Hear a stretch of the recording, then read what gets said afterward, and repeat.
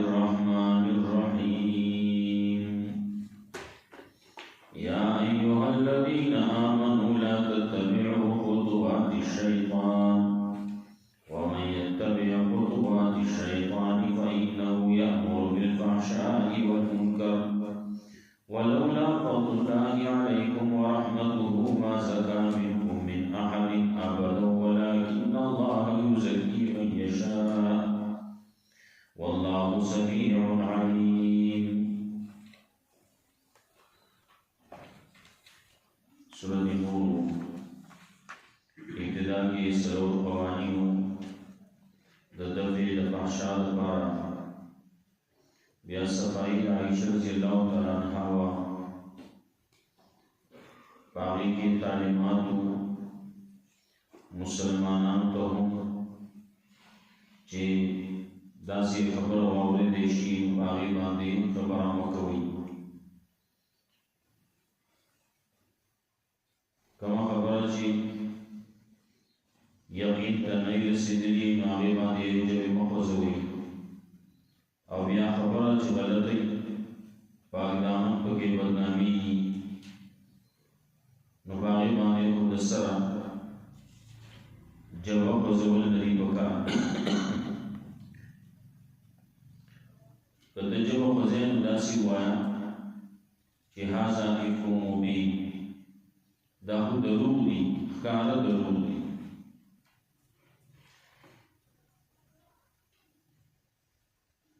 ورپسې تذکره د آخرت وي کوله چې چا دغه بدنامه لګول وه چې دې څلور ګواهان پیش کړي. څلور ګواهان چې نشي پیش کولی نو دې دروغجن دي. دا خبره دي چې کومه کړه نو دې دروغ ویل نه، د الله په نزد دروغ ویلي.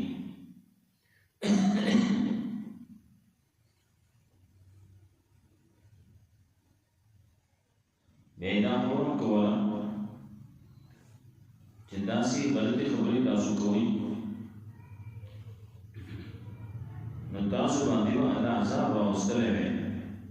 خو د الله فضل و احسان په تاسو باندې ډېر دی. د هغې وجې نه تاسو باندې عذاب رانغی.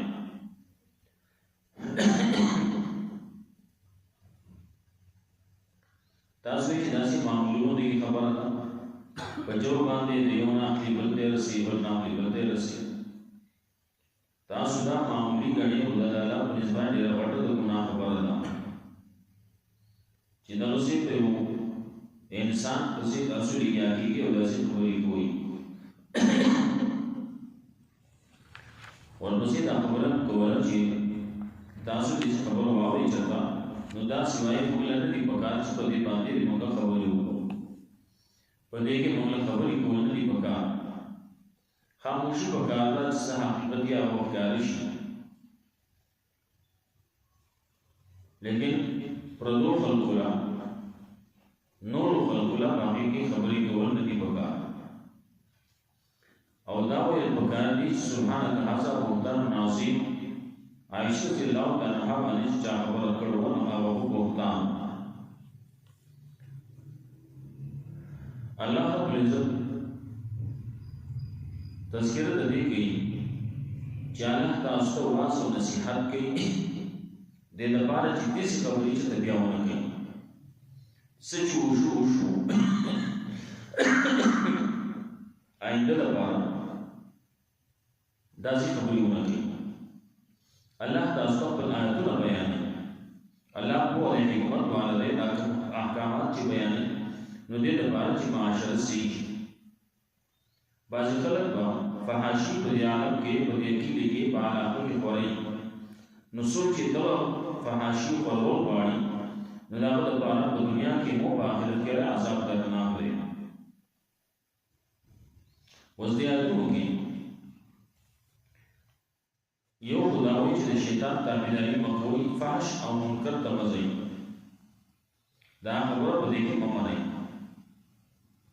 د شیطان خبره مه منئ. ورپسې ابوبکر صدیق رضی الله تعالی عنہ قسم کړو د هغه سړي د خرچې نه چې دا خرچه ابو بکر صدیق رضی الله تعالی عنہ کوله. خو چې کله هغه په خبره کې ملوث شو نو هغه وایي چې زه به آینده دپاره خرچ نه کوم. قسم یې کړی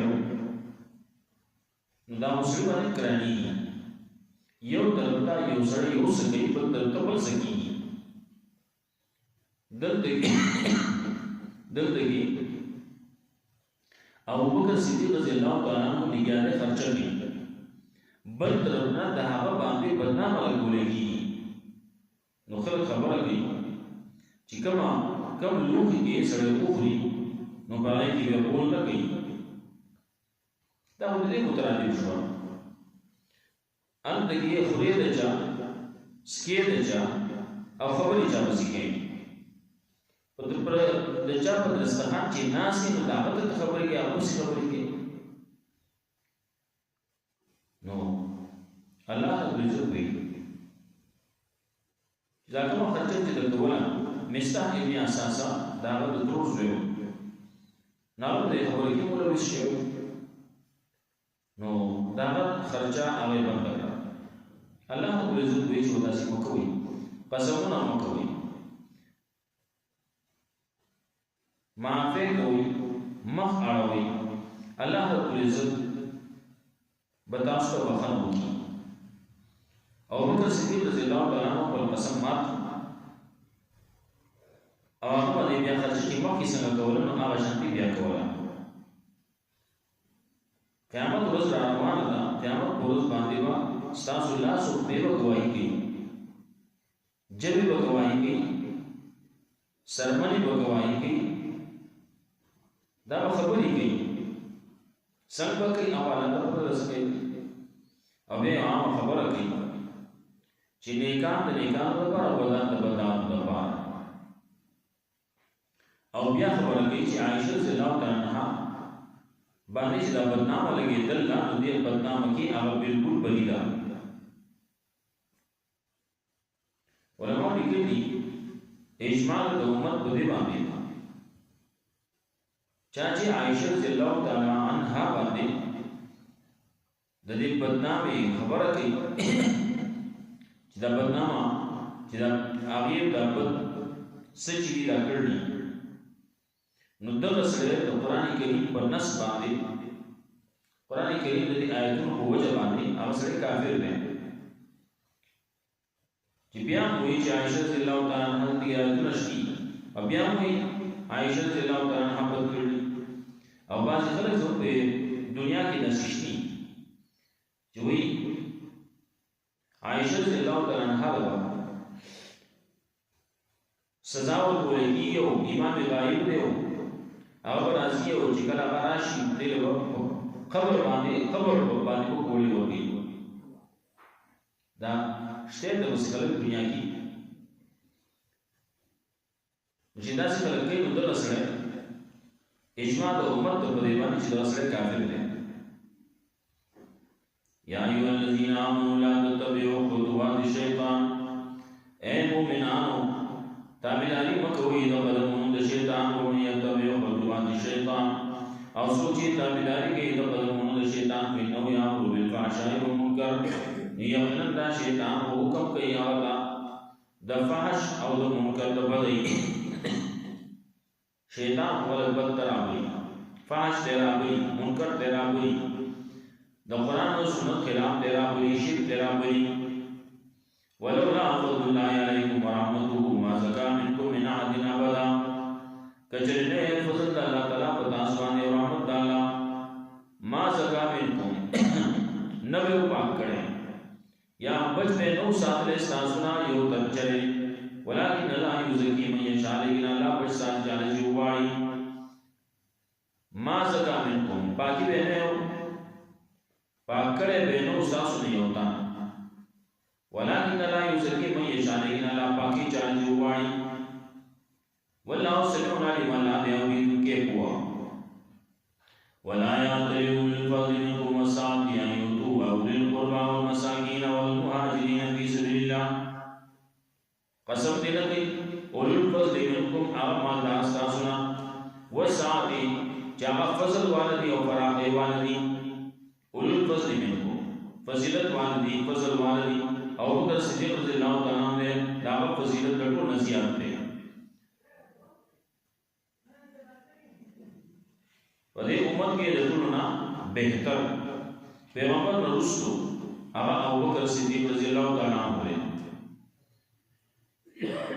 نالاوی ولا یاتلی الفضل منکم قسم دینا کہ فضل و اسناسنا و ساتھی و فراغی والا ایوتو دور کولنا القربان اشتران کا مسکنان کا مہاجرین کا فی سبیل اللہ نالا بلا کی ولیاب ولیسبہو بکان جمع پہ دیگے و مقیاڑے کم سے جشی معافی دیگی اس الا تحبون ان یغفر اللہ لکم آیا تاسو دا خوینا چې الله په بنو کې تاسو ته والله غفور رحیم الله دې په ان کې مهربان الله په ان کې مهربان دی الله تاسو ته بخنو کی دا چې کړه ابو بکر صدیق رضی الله تعالی عنہ رسول چې ولایات الفضل منکم السعادی چې فضل والا او فراخ والا اوی قسمونه نکړي دخل مال دور کولو دا خرچ کولو رشتہ داران مسکنان مہاجرین و باین اللہ پلان کی معافی دیگے او صفا دیگے وقت دیانے الا تحبون ان یغفر اللہ لکم آیا تاسو پخوئینا چلا تاسو بغنو کی ابو بکر صدیق رضی اللہ تعالیٰ عنہ واللہ لبحب ان یغفر اللہ لی زبا خوم اللہ خبارا کہ اللہ و مات بخنو کی قل قسم مات کو او کفارے وقت او بین باو آئیں خرچہ شروع کا واللہ غفور رحیم اللہ دے وہ ان کے مہربان ان الذین یرمون المحصنات الغافلات المؤمنات یقینا کسان کی بدنہ میں لگئی کو پاک دامنوں بانے الغافلات سادو بانے المؤمنات مومن خزوانے لعنو فی دنیا والآخرہ نسوچ دا بدنہ میں لگئی نو لعنت لیشی دے باقی بانے کو دنیا و آخرت کی ولو مصاب مناسیم دے بار دے عذاب لوئی عذاب دے رونا زو دا کسب کی بدنامی لگی پاک دامن بدنامی یو سر زانا خبر دے اب بالکل نا خبر دے خبرنا اور دے کسی سگے دے کسی خبری گئی المحسنات الغافلات نا خبر خلق دی پاک دامن دی نا خبر دی ساد دی المومنات مومنان دی مومنانی دی نسوچی ناسی کئی ہوں آگی بانے لعنت تے دنیا آخرت کی ولو عذاب ناسی مدے پاتے عذاب دوئی وکم اور ازمانی یوم تشہد علیہم السنتہم وایدیہم وارجلہم پاہوز بانے چی گواہی بگئی پتی بانے تدی جمع و تدی لاسن و تدی خبی دب گواہی کے بما کانو یعملون پسند آج دے خلق کم عمل کاؤ سیچی کول سیچی کر لی بے دنیا کی سر کر لی نو پاہمے بانے گواہی بگئی تدی جمع بگئی تدی لاسن بگئی تدی خبی بگئی اپل جگہ راضی وجلودوں سرمانی بگئی روس راضی بیا نو کرا آتگی دیو توی تاسو مبانی دے مشہید تمہارینا مبانی کلی گواہی اکڑا ابو جمع گواہی زکوڑ زیان تحم اللہ اللہ زیان تحم کل شئی اللہ مگا دا قوت دا گوئے راکن مگا گوئے مگا خبر اکڑا کما خبر جواہی اکڑا یوم ایسی وفیم اللہ دینہم الحاقا فاقرد بانے پرپور بول گیا اللہ بدل دین دینا فاقا بانے رشتیاں پورا وَيَعْلَمُونَ عَدِي وَقُوشِ أَنَّ اللَّهُ وَالْحَقُ الْمُبِينُ يَقِنَ اللَّهِ لَيْ حَقْ كَارَكُمْ كَنْ الْخَبِيثَاتُ لِلْخَبِيثِينَ الْخَبِيثَاتُ لِلْخَبِيثِينَ خبیثی خزی لخبیثو سڑو لپارا دی والخبیثون للخبیثات او خبیث سڑی لخبیثو خزو لپارا دی بل یا خبیثات اغا خزی چاہا بد اخلاق دی بد اخلاق خزی بد اخلاق و خسرو لپارا والخبیثون للخبیثات او بد اخلاق سڑی بد اخلاق و خزو لپارا خلقوی دا جوڑ بجوڑ ورا لگی ددی طبیعت داغی طبیعت یو شان دی دلدگی جدا سنگلی جوالدگی آغا ما شانتی دی الخبيثات للخبيثين عام طور باندې دغسي چې خبيث خزي ناغه د خبيث سړو لپاره او خبيث سړي د خبيث خزو لپاره بد اخلاق سړي بد اخلاق خزي د بد اخلاق سړو لپاره او بد اخلاق سړي د بد اخلاق خزو لپاره والطيبات للطيبين او پاکی خزی دا پاکو سڑو دا پارا والطیبان والطیبون للطیبان او پاک سڑی دا پاکو خزو دا پارا یا پاکو اخلاق والا خزی للطیبین دا پاکو اخلاق والا سڑو دا پارا والطیبون للطیبان او پاک اخلاق والا سڑی دا پاکو اخلاق خزو دا پارا رسول اللہ صلی اللہ علیہ وسلم قرد جی سمر راغلی سمر بے بیانی ناوٹولی پاکی بھی ناوٹولی تابدانی بھی پاکی دی تابدانی بھی خدیجہ رضی اللہ تعالیٰ عنہ و اول بیارستو سعودہ رضی اللہ تعالیٰ عنہ عائشہ رضی اللہ تعالیٰ عنہ دانی نوری سمر جی دی ناوٹولی پاکی بھی نوئی والطیبات للطیبین والطیبون للطیبات اولئک مبرؤون مما یقولون دا کسان پاک دی دا آغا سنا جدا خلقی دا پاک دی دا پری دی دا آغا سنا جدا خلقی ہوئی دا خلقی میں خبری کی دامینا دا پاک دی عائشہ رضی اللہ تعالیٰ عنہ پاک دی عائشہ رسول اللہ صلی اللہ علیہ وسلم کو تجرا لی نچارا وصلی اللہ را وصلی دیر پار جدین مدین خوری پیغمبر پاک نے داغا بیبیانی پاکی دی او بیا داغا بیبیانی سے دا امت میان دی زمان میان دی امہات المومنین دی دا پاک خلق دے یو سڑے چھتئی بند چی شئی ناغا سر بسر خبرو کی لیکن پیغمبر دے پیغمبر کو دا خراب سڑے نشی رات دے درسی کلم یو واقع راغل لمحیطا یو زنانا وا د طائف د طرف رسول الله صلی الله علیه وسلم سره نکاح وشو رسول الله صلی الله علیه وسلم چې کله وته ملاوي دو راغه او عثمان ملاوي دو سره نو چا دې ته ویلو چې دا کلمه خدا یاد د ځان وی چې اعوذ بالله منک کله چې رسول الله صلی الله علیه وسلم راځي ذکر دو عام طور باندې خبر داسي چې سړی اول نه پیر باندې ملاوي نو په سر باندې لاس کیږي ولا دعا وکړي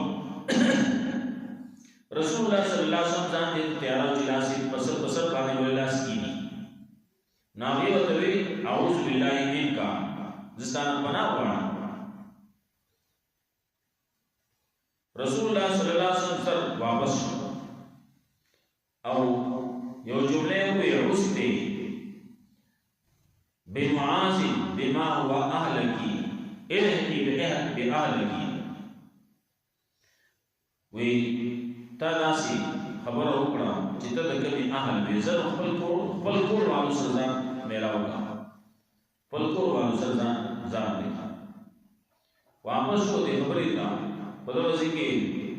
کله چې مازی خبرې داسې وشي چاہے کہ صراحت نہیں دې ته کنایه وي مدا کنایه نو بیا سړی ته اوس بولے کی دا اوس لري سړي نو طلاق نیت دی نو دې طلاق باندې کیږي بیا رسول الله صلی الله علیه وسلم دیتا طلاق ولا ورته بیا باز خبر راځي چې دا خصه چې دنو کچا وو ته ویلي چې دا خبره د رسول الله صلی الله علیه وسلم زیاده خوخه چې ته دې شو یا اعوذ بالله منک نو دا دې خصه بدلی نه چا جوړ دی ویلا نو خبره دا چې رسول الله صلی الله علیه وسلم کو هغه د خصو غړول نو پیغمبر صلی الله علیه وسلم کو ودونه کړي نو په اخري وخت کې کړي په ابتدا کې د خپل ځواني په دور کې نو ودونه نه دي کړي یو او یو باندې چې کړه ونه د ځوانۍ عمر یې عام او هغه د یوې د کوټې ښځې سره واده کړی.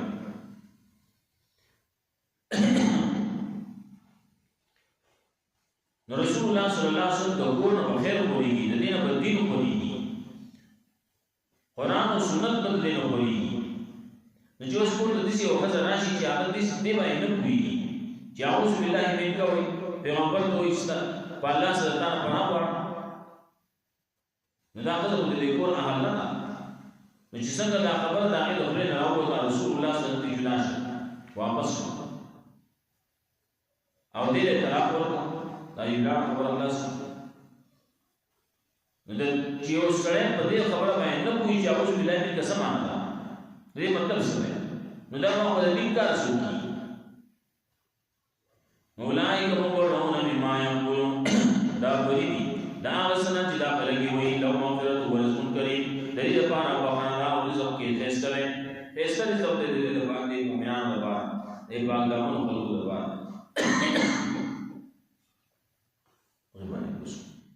یا ایها الذین آمنوا، اے مومنانو لا تتبعوا خطوات الشیطان،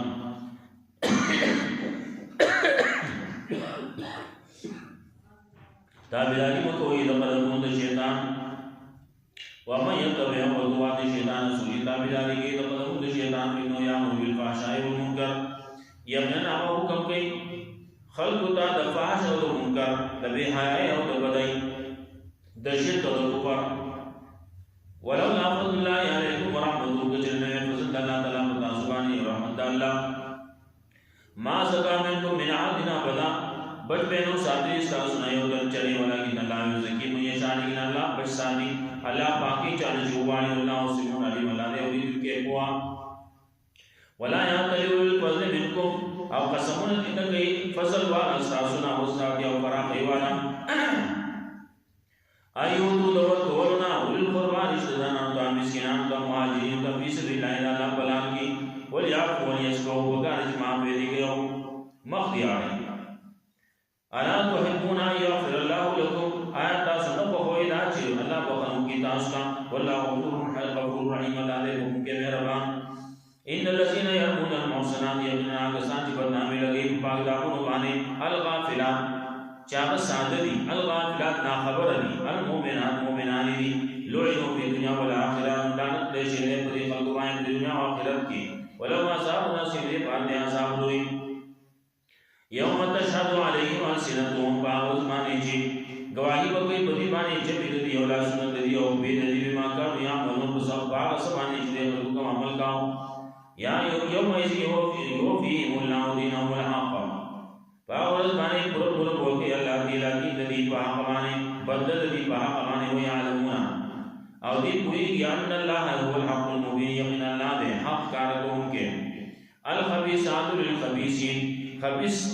خزي د خبيث سړو لپاره، او خبيثون للخبيثات، او خبيث سړي د خبيث خزو لپاره، او طيبات للطيبين، او باقي خزي د پاکو سړو لپاره، او طيبات والطيبون للطيبات، او پاک سړي د پاکو خزو لپاره. اولئک مبرؤون مما یقولون، دا بلنی د هغه څه چې داخله کې وي. لهم مغفرة ورزق کریم، دې لپاره مغفرت او رزق ښایسته دی. الله دې موږ په قرآن باندې